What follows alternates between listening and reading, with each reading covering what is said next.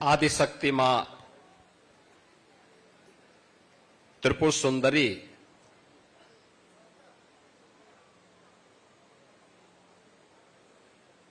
की कृपा का क्षेत्र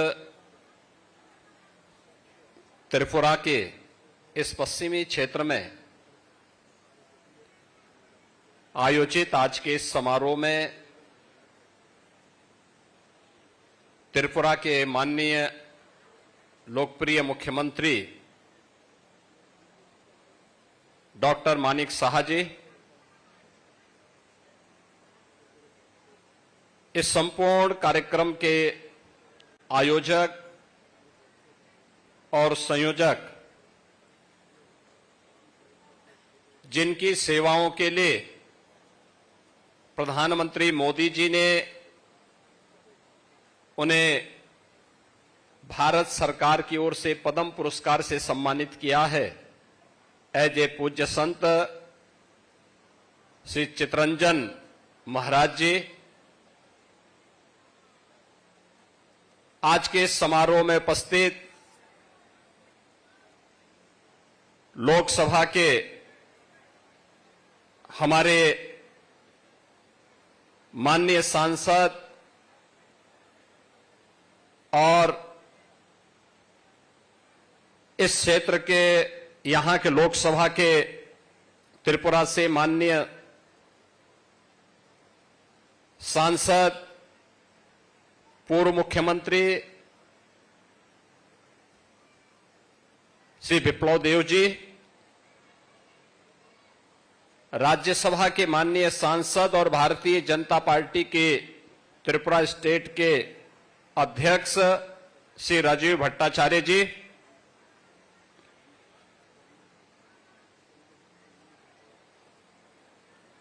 एनडीए के अभिन्न सहयोगी और राज परिवार के हमारे यहां के राजकुमार श्री प्रबोध विक्रम माणिक्य देव वर्मा जी,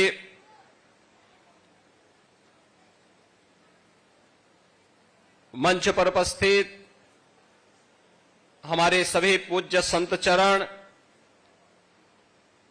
विश्व हिंदू परिषद के केंद्रीय सहमंत्री श्री सचिंद्र नाथ सिन्हा जी, त्रिपुरा सरकार के सभी माननीय मंत्रीगण, एमएलएज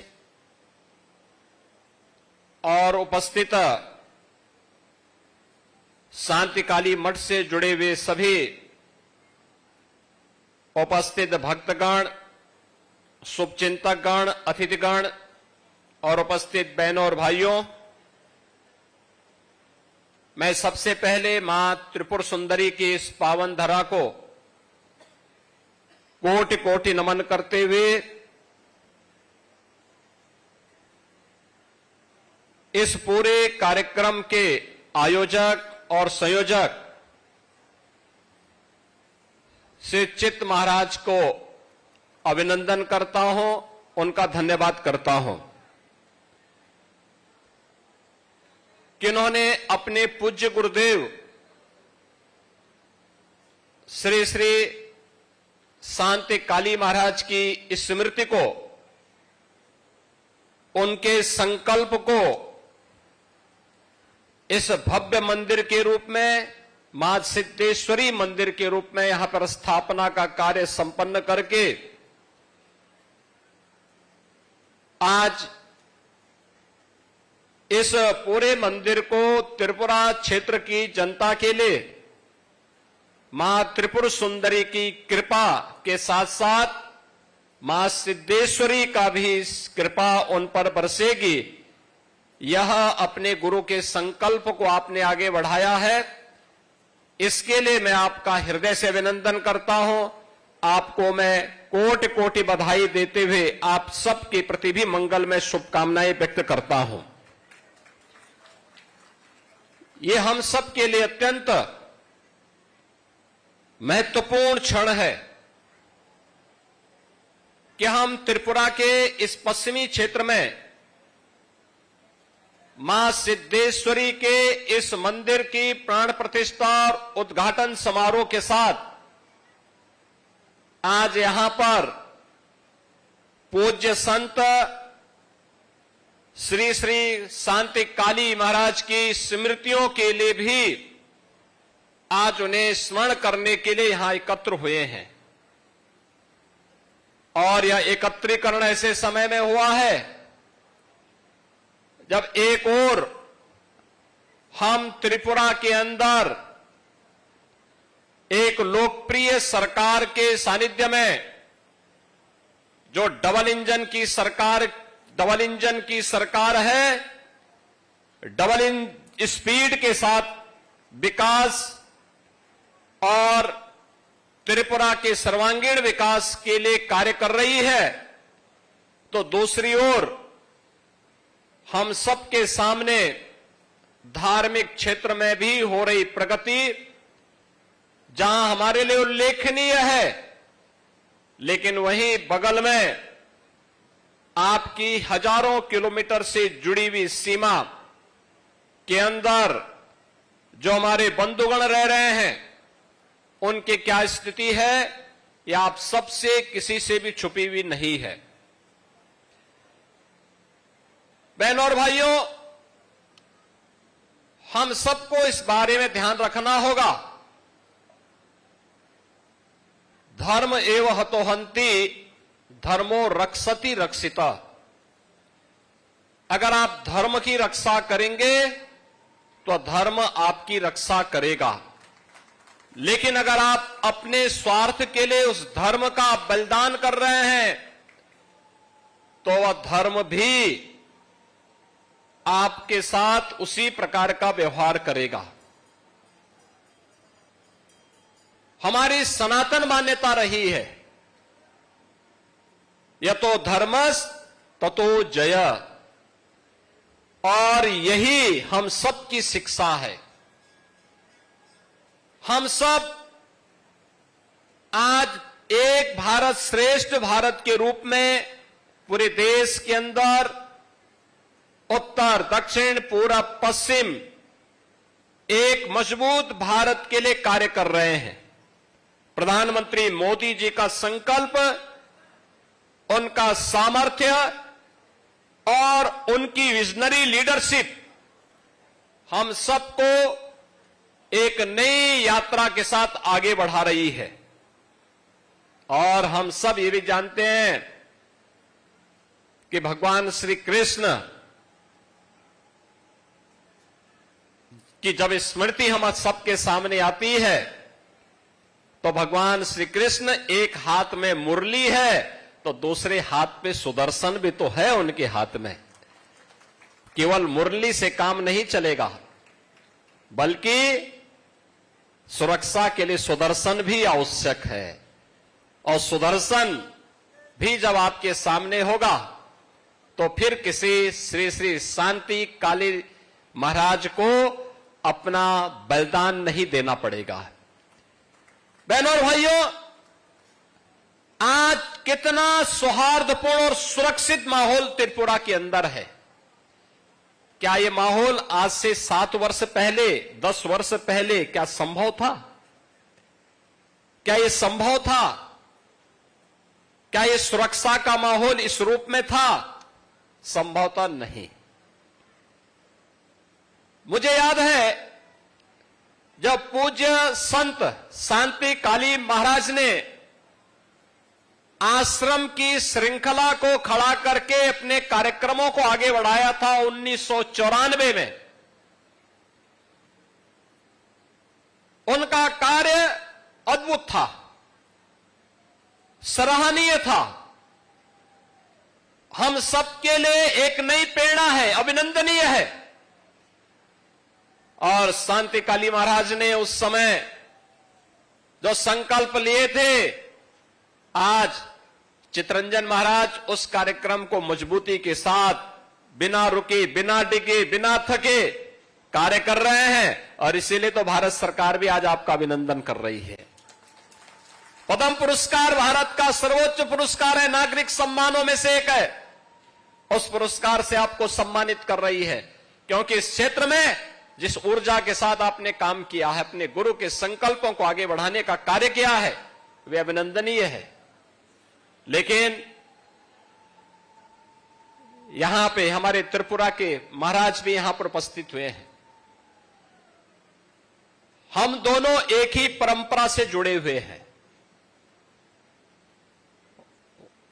उनकी मातृपक्ष भी उत्तराखंड से जुड़ी हुई है और मैं भी उत्तराखंड में, मेरा भी जन्म हुआ है, और इसीलिए एक आत्मीयता हम लोगों में है। उनका बचपन उत्तर प्रदेश में व्यतीत हुआ, उत्तर प्रदेश की राजधानी लखनऊ में, और उत्तर प्रदेश का भौगोलिक क्षेत्रफल की दृष्टि से जो सबसे बड़ा जनपद है लखीमपुर खीरी, उनका स्टेट का भी वहां पे कुछ हिस्सा है। और मैं उनको एक बात उनके संज्ञान में जरूर लाना चाहूंगा कि महाराज, इस जरूर ध्यान में रखना कि त्रिपुरा स्वतंत्र इसलिए था क्योंकि त्रिपुरा के राजा के पास सामर्थ्य थी, शक्ति थी। उन्होंने यहां की जनता को एकजुट करके विधर्मियों के लिए भी और उन आक्रांताओं की ताकत को भी समझा था और उनको अपनी ताकत का एहसास कराया था। इसलिए त्रिपुरा सुरक्षित रहा, स्वतंत्र भी रहा। जो भी सामर्थ्यवान होगा अपनी ताकत का एहसास अपने दुश्मनों को कराएगा, वह हमेशा सुरक्षित रहेगा और सामर्थ्यवान बना रहेगा। लेकिन जो भी अपनी ताकत को खो करके अपने दुश्मन और मित्र को समझने में भूल करेगा, वह हमेशा उसी प्रकार का खामियाजा भुगतेगा जैसे आज बांग्लादेश के अंदर हो रहा है। बहनों और भाइयों, राष्ट्रीय स्वयंसेवक संघ ने इस खतरे को भांपा था 1925 में। राष्ट्रीय स्वयंसेवक संघ इस बात को जानता था कि अगर हम इसी प्रकार से कांग्रेस के द्वारा चलाई गई दुर्बल संधि का शिकार होते रहेंगे तो वे इस देश का विभाजन कराएंगे, हिंदुओं को कत्लेआम कराएंगे और फिर इस देश की परंपरा को, इस देश की संस्कृति को, इस देश की जातीय परंपरा को पूरी तरह नष्ट भ्रष्ट कर देंगे। और वह जो दुस्वप्न था वह सच साबित हुआ। कांग्रेस ने अपने स्वार्थ के लिए देश का विभाजन स्वीकार किया। और यही नहीं, ये तो 1905 में ही बंग भंग के समय आपने देखा होगा। अगर उस समय बंगाल विरोध नहीं करता, क्या स्थिति पैदा हुई थी, क्या करने की साजिश हुई थी। और उस समय भी ये लोग यही कार्य कर रहे थे। और राष्ट्रीय स्वयंसेवक संघ आज केवल भारत में ही नहीं, पूरी दुनिया के अंदर सरस्वती शिशु मंदिर और विद्या भारती के नाम पर हजारों शिक्षण संस्थानों का संचालन कर रही है। उसकी पहली विद्यालय की शुरुआत 1950 में गोरखपुर से होती है। इसलिए मुझे याद है, गोरखपुर से इसकी शुरुआत होती है। गोरखपुर में इसका शुभारंभ होता है। आज हजारों स्थानों पर राष्ट्रीय स्वयंसेवक संघ विद्या भारती और सरस्वती शिशु मंदिर के माध्यम से भारत की संस्कृति, भारत की परंपरा, भारत के धर्म और संस्कृति का पालन करते हुए हजारों शिक्षण प्रशिक्षण संस्थाओं का संचालन कर रही है। सेवा के प्रकल्पों का संचालन कर रही है। 1 लाख से अधिक गांवों में एकल विद्यालय संचालन का काम अकेले विश्व हिंदू परिषद पूरे देश के अंदर जनजातीय क्षेत्रों में कर रहा है। और श्री राम वनवासी कल्याण आश्रम के माध्यम से भी, मुझे याद है मेरे स्वयं के आश्रम गोरखपुर में 1984 में जनजातीय छात्रावास प्रारंभ हुआ और उसमें नॉर्थ ईस्ट से, त्रिपुरा से, मेघालय से, नागालैंड से, यहां से सैकड़ों बच्चे जाकर के उसी आश्रम में अध्ययन करते थे और जब उनकी शिक्षा पूरी होती थी वे वापस इस क्षेत्र में आकर के अपनी आजीविका के साथ जुड़ते थे। आज भी वहां पे श्री राम बनवासी कल्याण आश्रम संचालित है। हमारा दूसरा आश्रम एक और जनपद बलरामपुर में है, वहां पर भी ट्राइबल बच्चों के लिए स्कूल भी बना है और छात्रावास का संचालन उस आश्रम के माध्यम से होता है। और विश्व हिंदू परिषद और राष्ट्रीय स्वयंसेवक संघ हजारों ऐसे स्थानों पर ट्राइबल बच्चों के लिए इस प्रकार के शिक्षण और प्रशिक्षण केंद्र संचालित करके उनके उज्जवल भविष्य के साथ अपने आप को जोड़ने का काम करता है। हां, यह सच है कि राष्ट्रीय स्वयंसेवक संघ और विश्व हिंदू परिषद अपने कार्य का प्रोपेगेंडा नहीं करता है, अपनी सेवा की सौदेबाजी नहीं करता है। हम सेवा करते हैं इसलिए क्योंकि सेवा हमारे लिए ईश्वरीय सेवा है, मानव सेवा हमारे लिए ईश्वरीय सेवा है। ईश्वरीय सेवा मान करके हमारा एक एक प्रचारक, एक एक कार्यकर्ता, एक एक स्वयंसेवक, एक एक नागरिक इस अभियान के साथ जुड़ करके सेवा के इस प्रकल्प के साथ जुड़ता है। और यही कारण है कि विश्व हिंदू परिषद के नेतृत्व में पूज्य संतों के मार्गदर्शन में चलाया आंदोलन इस सदी की सबसे बड़े आंदोलन के रूप में अयोध्या में जो लोग कहते थे कभी संकल्प पूरा नहीं होगा, 5 सदी का इंतजार समाप्त करते हुए अयोध्या में भगवान राम का भी भव्य मंदिर के निर्माण का कार्य पूरा हो गया है। अयोध्या में भगवान राम का भव्य मंदिर बन गया है। अब लोग कहते हैं कि कुछ लोगों को बुरा लगेगा राम मंदिर बनने में, तो उसमें हमारी गलती क्या है? भाई हमारी आस्था है राम से, हमें भारत की बहुसंख्यक जनता की आस्था को देखना है। अगर ये जनता संतुष्ट है, उस आस्था का सम्मान देने का काम करना है और वही कार्य हम कर रहे हैं। काशी के बारे में भी हमने यही कहा, भाई अयोध्या है, मथुरा है, काशी है, ये 3 सनातन हिंदू धर्म के महत्वपूर्ण स्तंभ हैं, महत्वपूर्ण स्थल है, मानबिंदु हैं।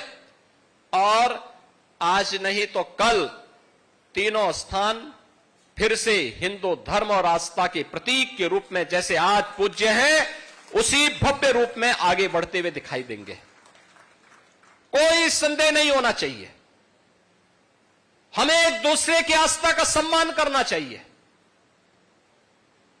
सनातन धर्म तो सर्वे भवन्तु सुखिनः सर्वे सन्तु निरामया की बात करता है, लेकिन यह तभी जब हम स्वयं सुरक्षित हों। हम ही सुरक्षित नहीं है तो हम दूसरों की सुरक्षा की बात कैसे करेंगे? पहले सुरक्षित होना, पहले अपने लोगों को सुरक्षित करना, फिर सबकी सुरक्षा और सबके सम्मान की बात करना। और यह आज की आवश्यकता है। आज इस देश के अंदर जब हम मजबूती के साथ भारत को दुनिया की एक बड़ी ताकत बनाने की दिशा में प्रधानमंत्री मोदी जी के नेतृत्व में निकले हैं, हम सबको इस बारे में मानना पड़ेगा कि अब भारत का समय है, भारत का समय है। बहनों और भाइयों, मैं अभिनंदन करूंगा, आपने त्रिपुरा को पिछले 7-8 वर्षों में यहां पर डबल इंजन की सरकार आने के बाद जिस प्रकार से विकास का डबल स्पीड के साथ विकास यहां की आगे बढ़ी है, एक अंधेरे से प्रकाश की ओर आप पुनः बढ़े हैं और आज त्रिपुरा तेजी के साथ आगे बढ़ता हुआ राज्य के रूप में न केवल बड़े बड़े हाईवे बना रहा है, एयर कनेक्टिविटी की बेहतरीन सुविधा उपलब्ध करवा रहा है, बल्कि लोक कल्याणकारी कार्यों के माध्यम से लाखों गरीबों के लिए प्रधानमंत्री आवास योजना की सुविधा हो या इस सदी की सबसे बड़ी महामारी के दौरान एक एक नागरिक के घर में राशन की सुविधा फ्री में उपलब्ध करवाने का कार्य, वैक्सीन उपलब्ध करवाने का कार्य, यह कार्य पहले क्यों नहीं हो पा रहा था? पहले होने में क्या समस्या हो पा रही थी? लेकिन जब अच्छी सरकार आती तो ऐसे कार्य होते हैं, विकास के कार्य, गरीब कल्याणकारी योजनाओं का कार्य, जगह जगह कनेक्टिविटी के कार्य, इलेक्ट्रिसिटी पहुंचाने का कार्य, हर घर नल के माध्यम से लोगों को शुद्ध पेयजल उपलब्ध करवाने का कार्य, हर घर में शौचालय पहुंचाने का काम, ये डबल इंजन की सरकार ने तो भेदभाव नहीं किया, भारतीय जनता पार्टी ने तो भेदभाव नहीं किया किसी के साथ। सबका साथ, सबका विकास हमारा संकल्प है, मोदी जी का मंत्र है, हमने उसे अंगीकार किया है, बिना भेदभाव के सबको पहुंचाएंगे। लेकिन अगर कोई सुरक्षा में सेंध लगाएगा तो सुरक्षा में सेंध लगाने का जवाब भी देने के लिए तत्पर होना ही पड़ेगा। और उसी दिशा से आज यहां पर हम चितरंजन महाराज के इस कार्यक्रम के साथ जुड़े हुए हैं। याद रखना, ईश्वरीय ताकत तभी आपके साथ फलीभूत होती है जब आप भी कार्य करेंगे, आप भी बढ़ेंगे। और मैं तो अभिनंदन करूंगा कि इतनी बड़ी संख्या में संतों की उपस्थिति यहां पर इतनी बड़ी संख्या में संतगण अगर जुड़ जाएंगे किसी कार्य में, तो उसको तो सुरक्षित होना ही होना है, क्योंकि संत प्रतिनिधि हैं, ईश्वरीय सत्ता के प्रतिनिधि के रूप में इस धराधाम पर आकर के लोग कार्य कर रहे हैं। और जैसे चित्त महाराज ने कार्य किया है, हमारे यहां बोलते हैं ना, ब्रह्मा विष्णु और महेश, ये तीन शक्ति के प्रतीक हैं, सत चित्त और आनंद। तो सत्य के प्रतीक तो शांति महाराज हो ही गए, चित्त के प्रतीक चितरंजन महाराज हो गए, और अब त्रिपुरा में आनंद की उपस्थिति के लिए हम सबको मिलकर के काम करना है। यह अभियान निरंतर आगे बढ़ना चाहिए। आज अनुकूल सरकार है, अनुकूल परिस्थितियां हैं, इन अनुकूल परिस्थितियों में हमें कार्य करना है और कोई भी ऐसी स्थिति नहीं पैदा होने देनी है जो बांग्लादेश की पुनरावृत्ति करने का दुस्साहस यहां पर कर सके। बहनों और भाइयों, आज आप शांतिपूर्ण माहौल में अपने पर्व और त्योहार मना पा रहे हैं, कोई चिंता की बात नहीं। दुर्गा पूजा का आयोजन भव्यता के साथ होगा। क्या आज से 10 वर्ष पहले संभव था? कठिन था, बहुत कठिन था, विघ्न बाधाएं आती थी। ये केवल यहीं पे नहीं था, उत्तर प्रदेश में भी था, नहीं होते थे। पर्व और त्योहार आते थे, दंगे शुरू हो जाते थे। पर्व और त्योहार आते थे, दंगे शुरू होते थे, गुंडागिर्दी होती थी, बहन बेटियां सुरक्षित नहीं थी, नौजवानों के लिए एम्प्लॉयमेंट नहीं था, कहीं कोई सुविधा नहीं थी। और आज यूपी में भी डबल इंजन की सरकार आई, सुरक्षा का माहौल मिला, दंगाइयों के लिए बुलडोजर भी दिया गया, और साथ साथ भक्तों के लिए राम मंदिर का निर्माण भी कराया गया। और जब अयोध्या में राम मंदिर का निर्माण का कार्य प्रधानमंत्री मोदी जी के नेतृत्व में मूर्ति प्राण प्रतिष्ठा का कार्यक्रम संपन्न हो रहा था, जब चित्त महाराज वहां पर थे, इनकी आंखों में आंसू थे। मैं देख रहा था, मैंने वह दिन भी देखा है जब चित्त महाराज अपने पूज्य गुरुदेव की हत्या के बाद विश्व हिंदू परिषद के उस समय के अंतर्राष्ट्रीय कार्यकारी अध्यक्ष श्री अशोक सिंघल जी के पास आए थे कि मेरी सुरक्षा क्या करूं मैं। और उस समय आडवाणी जी ने उन्हें सुरक्षा प्रदान की थी और फिर उन्हें कहा था कि आप त्रिपुरा में जाइए, आपको सुरक्षा मिलेगी। और वहां जब अयोध्या में राम मंदिर के मूर्ति प्राण प्रतिष्ठा के कार्यक्रम समारोह में अतिथि के रूप में आए थे, उनके आंखों में आंसू इस बात को लेकर के थे क्योंकि अयोध्या में राम मंदिर का निर्माण हो, यह संकल्प शांति काली महाराज का भी संकल्प था। अपने गुरु के संकल्प को पूरा होते हुए देख करके उनकी आंखों में आंसू थे कि मेरे गुरु की आत्मा को शांति मिल रही होगी कि हमारा एक संकल्प पूरा हो रहा है, और इसीलिए वह वहां पर उस कार्यक्रम के साथ जुड़े थे। मैं अभिनंदन करूंगा इस संत को, और मैं आप सभी का आह्वान करूंगा, जितने संत हैं, जितने यहां पे श्रद्धालु बैठे हैं, जितने भक्तगण बैठे हैं, ये संत उसी परंपरा का पालन कर रहे हैं। याद रखना, विधर्मी को जब भी अवसर मिलेगा और जब भी वह ताकतवर होगा, वह अपनी उस मनसा के अनुरूप कार्य करेगा। कहीं पे शांति काली महाराज की हत्या करेगा, कहीं स्वामी लक्ष्मणानंद जैसे संतों की हत्या करेगा, लेकिन हमें इन लोगों को फिर से अवसर नहीं देना है। इसके लिए अनुकूल सरकार, अनुकूल परिस्थितियां, इन संतों के साथ खड़े होकर के धर्म के प्रचार के लिए अपना कार्य करिए, लगिए। सनातन धर्म हर पंथ और उपासना विधि का सम्मान करता है, हर एक का सम्मान करता है। हमारे यहां बौद्ध हो, जैनी हो, सिख हो, उपासना विधि में आप किसी भी परंपरा को मानने वाले हो, आप देवी को माने, आप कृष्ण को माने, आप तंत्र की परंपरा को माने, आपके लिए इसमें भेद नहीं। लेकिन हमें इस बात को मान के चलना चाहिए कि हमारा देश सुरक्षित रहना चाहिए, हमारा धर्म सुरक्षित रहना चाहिए। और इसके लिए हमें आह्वान करना होगा कि फिर से किसी शांतिकाली महाराज को, किसी स्वामी लक्ष्मणानंद जी को अपना बलिदान देने की नौबत ना आने पाए। इसके लिए इन संतों का सानिध्य लेकर के धर्म जागरण के इस पवित्र अभियान को आगे बढ़ाने की आवश्यकता है। और मैं आपको आश्वस्त करता हूं, आप सभी लोग आगे बढ़ेंगे तो हम भी आपके साथ खड़े होंगे, आपके साथ मिलकर के इस अभियान को आगे बढ़ाने में पूरा सहयोग करेंगे। मैं भी आपको इस बात के लिए आश्वस्त करता हूं, हर प्रकार का सहयोग हम लोग करेंगे। ये डबल इंजन सरकार के मुखिया स्वयं त्रिपुरा के अंदर डॉक्टर मानिक सरकार जी यहां बैठे, शाह जी यहां बैठे हैं, मानिक शाह जी यहां बैठे हैं, श्री विप्लव देव जी यहां बैठे हैं, श्री राजीव भट्टाचार्य जी यहां बैठे हैं, हमारे तमाम यहां त्रिपुरा के महाराज यहां बैठे हैं, हमारे पूज्य संत जन यहां बैठे हैं। इन सबका सानिध्य एक साथ मिलकर के बनेगा तो त्रिपुरा को फिर से माता त्रिपुर सुंदरी के पवित्र धाम के रूप में विकसित होने में, एक विकसित राज्य के रूप में, आत्मनिर्भर राज्य के रूप में स्थापित होने में बहुत देर नहीं लगने वाली है।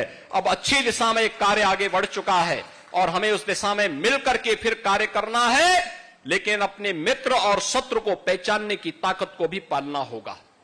अगर हम पालेंगे, अगर हम सही तरीके से ही दिशा में आगे बढ़े तो हमारा भविष्य उज्जवल होगा, कोई हमारा बाल बांका नहीं कर पाएगा।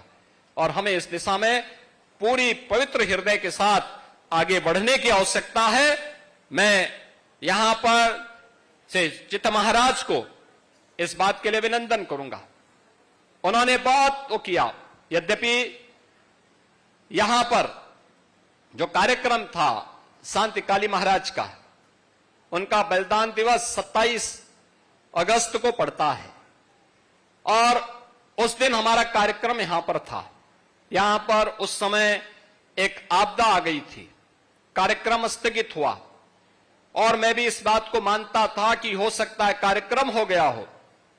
लेकिन डॉक्टर मानिक शाह जी का फोन और पूज्य संत चितरंजन महाराज स्वयं लखनऊ पधारे, उन्होंने कहा कि मैं तो कार्यक्रम हम लोगों का वहां पर तभी होगा जब पूज्य संतों का सानिध्य मिलेगा और आप भी उस कार्यक्रम में अगर भागीदार बनेंगे तो हमें अच्छा लगेगा।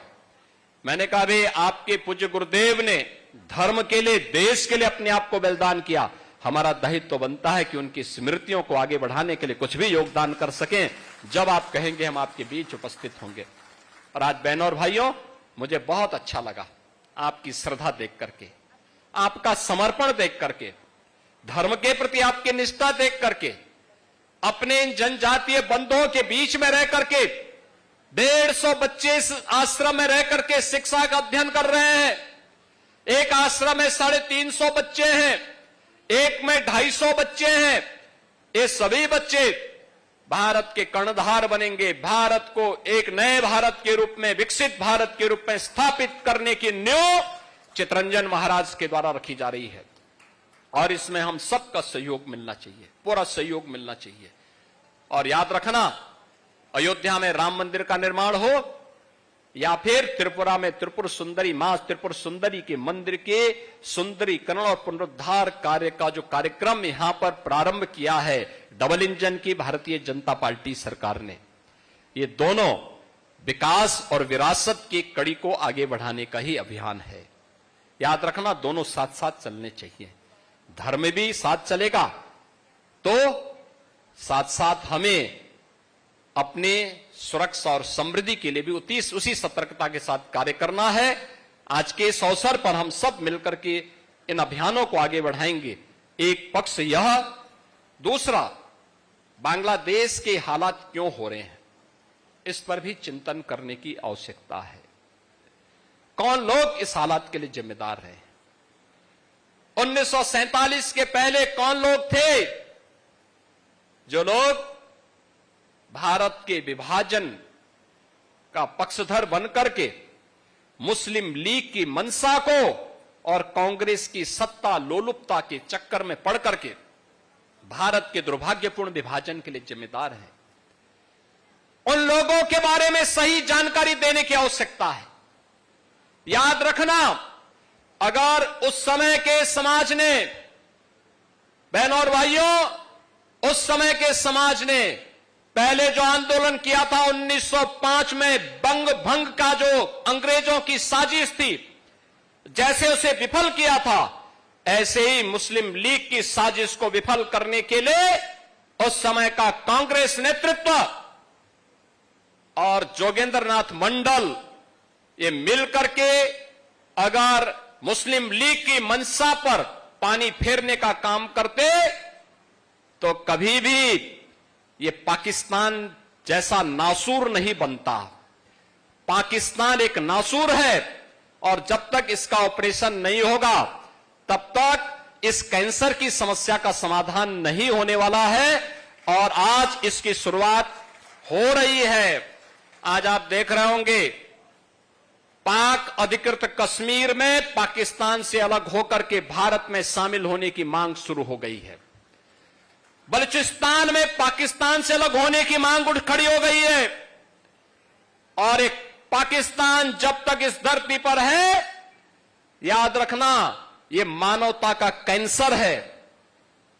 इस कैंसर का समाधान ये मानवता का भी कैंसर होगा और इसका उपचार समय रहते दुनिया की ताकतों को मिलकर के करना होगा और सबसे ज्यादा सतर्क भारतवासियों को रहना होगा। निश्चित ही समाधान के रास्ते निकलेंगे।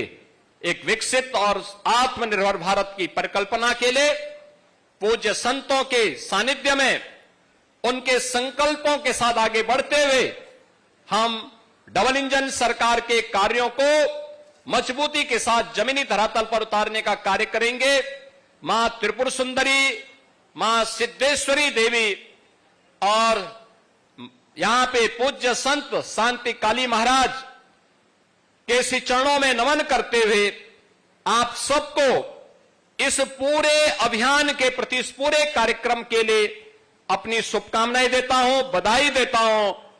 चित्त महाराज को हृदय से अभिनंदन करता हूं और यहां की सरकार को भी, जिन्होंने इस पूरे कार्यक्रम के साथ त्रिपुरा काउंसिल के हमारे यहां पे त्रिपुरा के महाराज यहां पर आए हैं, इनको भी, इनकी पूरी टीम को भी हृदय से धन्यवाद देते हुए कि वे निरंतर त्रिपुरा के विकास के साथ मिलकर के हम उन सपनों को साकार करें जो एक सुरक्षित और समृद्ध त्रिपुरा की परिकल्पना को साकार कर सकता हो। वह परिकल्पना डबल इंजन की सरकार करके दिखाएगी। आज के इस अवसर पर आप सबको मैं मां त्रिपुर सुंदरी और मां सिद्धेश्वरी का आशीर्वाद और उनकी कृपा निरंतर प्राप्त होती रहे। शांति काली महाराज का आशीर्वाद आप सबके ऊपर बना रहे, इस कामना के साथ इस पूरे कार्यक्रम के प्रति मैं अपनी मंगल में शुभकामनाएं देता हूं। धन्यवाद। जय हिंद, जय जय श्री राम।